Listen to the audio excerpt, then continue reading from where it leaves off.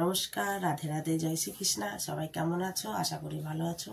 আজ আমি আপনাদের সামনে কিছু বলতে এসেছি, সেটা আপনাদের সূর্যর বিষয়ে বলবো। যেটা আপনাদের কুণ্ডলিতে যদি ঠিক থাকে তাহলে আপনাদের ভাগ্য চমকাতে পারে। যেটা যদি কারো কুণ্ডলিতে খারাপ থাকে তা ভাগ্য চমকাবে না। আপনাদের মান সম্মান প্রতিষ্ঠা সব কিছুই বাড়বে আগে।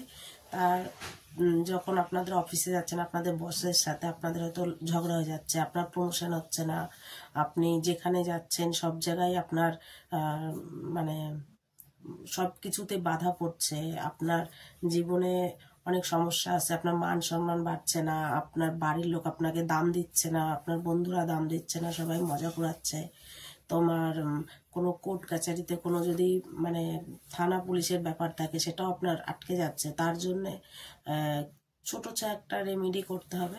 যেটা জানতে গেলে বা দেখতে হলে আপনাকে প্রথম থেকে শেষ অবধি ভিডিওটা দেখতে হবে, স্কিপ করলে চলবে না।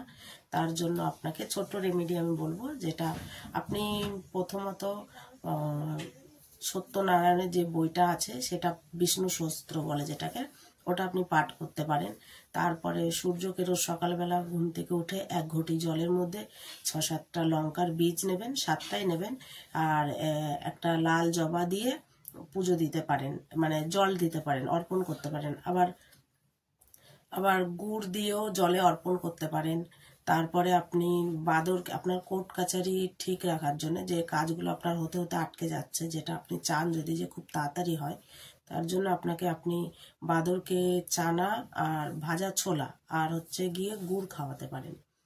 তারপরে আপনি আটা দিয়ে চিনি মাখিয়ে সেটাকে যে কোনো জায়গায় রেখে দেবেন। দেখবেন বাড়ির আশেপাশে কোথাও বি রাখবেন, দেখবেন পিঁপড়েরা খাবে। কালো পিঁপড়ে, লাল পিঁপড়ে খেলে কিন্তু হবে না, কালো পিঁপড়েই খেতে হবে।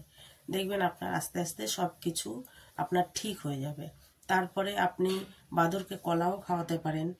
আর যেগুলো করলে আপনার ক্ষতি হবে, যেরকম আপনি ভাত খেয়ে থালায় একটু হাত ধোবেন না। তারপরে ভাত খেয়ে এরকম গায়ে, অনেকে আছে কিছু বি রাস্তায় খেলো, খাওয়ার পরে পকেটে হাত ঢুকিয়ে দিল, গায়ে এরকমভাবে হাতটা মুছে নিল, এগুলো একদমই করা যাবে না। এগুলো করলে আপনার কুণ্ডলিতে সূর্য খারাপ হবে আর আপনার মান সম্মান প্রতিষ্ঠা কোনোদিনই বাড়বে না। তো আজকের মতো এইটুকু ভিডিও। ভালো লাগলে অবশ্যই লাইক কমেন্ট শেয়ার করে একটা সাবস্ক্রাইব করবে।